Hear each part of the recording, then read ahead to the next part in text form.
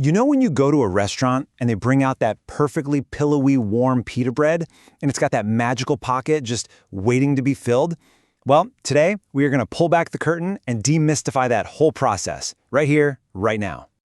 Yep, we're going to take some of the simplest ingredients you can imagine. We're talking flour, water, the basics, and turn them into this amazing puffy bread with that classic pocket just begging you to stuff it with all your favorite things. I mean, that's the big question, isn't it? How on earth does that pocket just magically appear? Well, I'll let you in on a little secret. It's not magic at all. It's pure science. And by the time we're done here, you're going to be a master of that science, getting a perfect puff every single time. Okay, first things first, let's meet our ingredient lineup. You might actually be surprised at how simple this list is. The real magic isn't in some fancy secret ingredient, it's all about how we put them to work.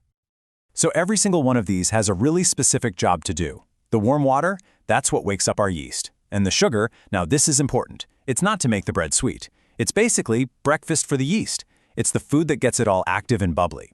Then you've got flour for structure, salt to control that yeast and add flavor, and a little olive oil for that wonderful tender texture.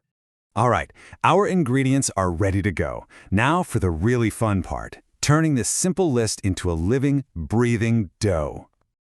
Okay, this first step is my absolute secret weapon for foolproof bread.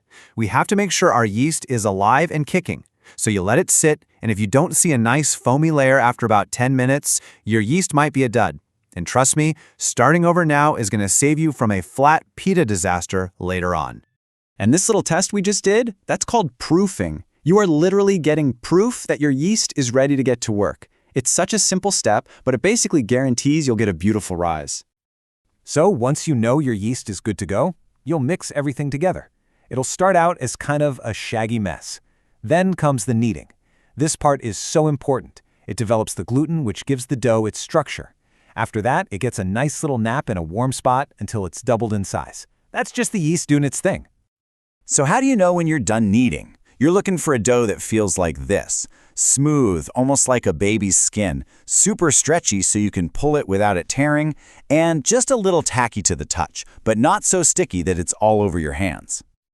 Okay, our dough has risen beautifully.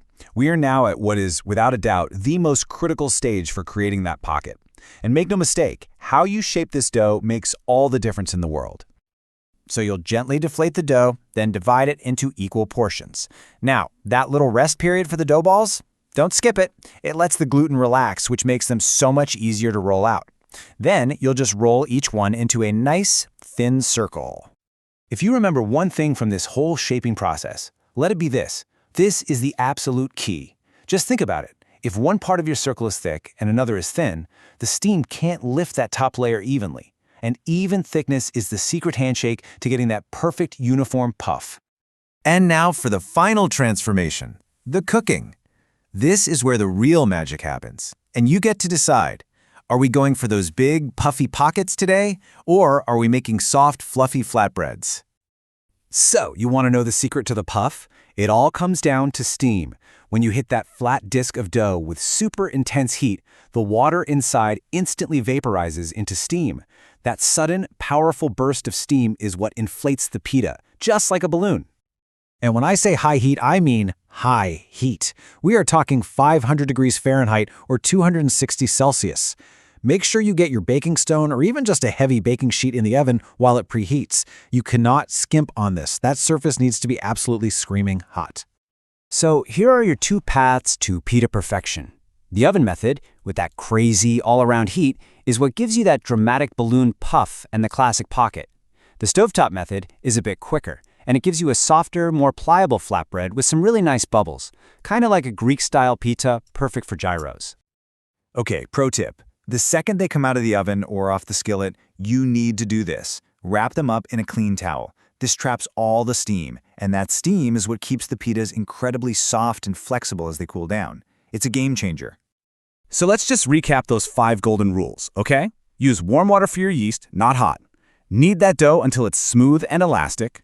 Roll it out to a perfectly even thickness. Hit it with extreme heat for that magic puff. And finally, trap the steam right at the end to keep them soft. If you can nail these 5 steps, perfect pitas are all yours. I mean, just look at what you did. You took simple flour and water and turned it into something absolutely amazing. You know the science, you've got the technique, so really, the only question left is, what kind of masterpiece are you going to create inside that perfect pocket?